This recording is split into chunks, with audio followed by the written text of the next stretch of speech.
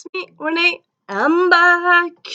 I don't know why I'm dancing like this. I just suddenly did it. It makes little sense. But okay, let's stop. So now you're wondering, okay, so what is this video going to be about? I'm gonna tell you. So recently, while I've been doing some videos, I've been thinking I've been showing some books, talking about the book in relationship to a prompt, saying this book has the best protagonist, this book has the best cliffhanger, etc., etc. And I was thinking, you know what? This book, I know it fits this prompt, but I haven't read it in a while. I want to reread it. So I decided to do a little video on books I want to reread. And now you're probably saying so you're gonna reread them during quarantine? You're gonna reread them during April, during this year? I think I'm just gonna title this books I want to reread. I'm planning to my goal is to reread them this year, though who knows if that might really happen. So yeah, this is just the books I want to reread soon, or soonish, not in 50 years, but soonish, within the next year or two, really. And let's hope I stick to it. Probably. It's not impossible to do. Recently, that I've kind of been in more contemporary mood than anything else recently. And a few of them, okay, so a few of these are contemporary, and a few of these are fantasy. So I think the contemporaries are not unlikely I'll get to soon. But then again, I'm not sure. I can't decide. Well, I can decide, but my head, yeah, and my heart. Sometimes they argue do I read that or that? No, to read that and that and yeah. So saying I want to read something soon and reading it soon, it's not really the same. But let's get to the books. First, we have Someday Maybe by Lauren Graham. It's actually her first. Well, it is first. It's actually her first and only novel so far. I think she said in an interview a few years ago, something like that she wants to write more books. But so far, this is her only novel. It's a really good novel, but I actually haven't read more than once, and I kind of feel like I kind of want to reread it. I remember loving it and liking this reading experience. So yeah, I'm gonna read it, or I plan to read it soon again. Then we have Lola and the Boy Next Door and Isla and Happily Ever After. So I read them when this came out, but I actually don't think I have. Reread them afterwards. Oh, see now, one of them is shorter than the other. Interesting. Oops. But yeah, I actually don't think I've reread any of these ever. I might have reread this one, two, twice, but but I don't think I reread this one. And yeah, I'm kind of in the mood to read this again. I remember when this came out, when Perkins gave this out in the early 2000s, 2008, no, 9, 10, 11. Everyone was like, Perkins is the bomb, so good. And now people talking well, Anne and the French Kiss is problematic, and the Lola is problematic.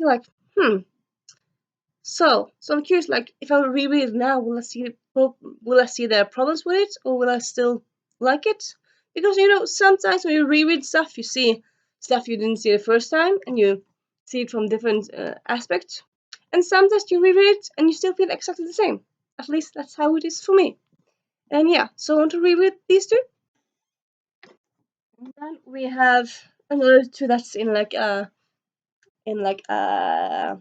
words. That's in same context, which is these two. They are both Amy Swollen books.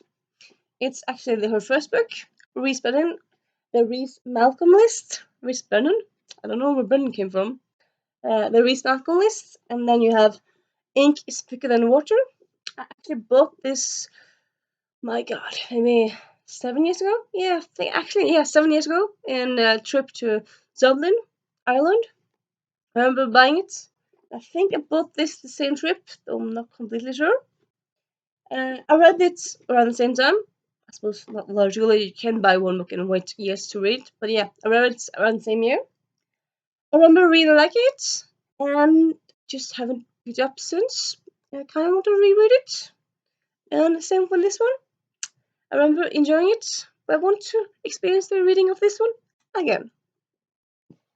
This one, they both have kind of family aspects to them, but they also have like a romance aspect to them. So that's cool and nice. And yeah, we have the last contemporary, not best book. Ha, tricked there. No, it's not that. It's last contemporary on this list, which is How to Keep a Boy as a Pet by Diane Mesidoro. I don't actually remember where I bought this.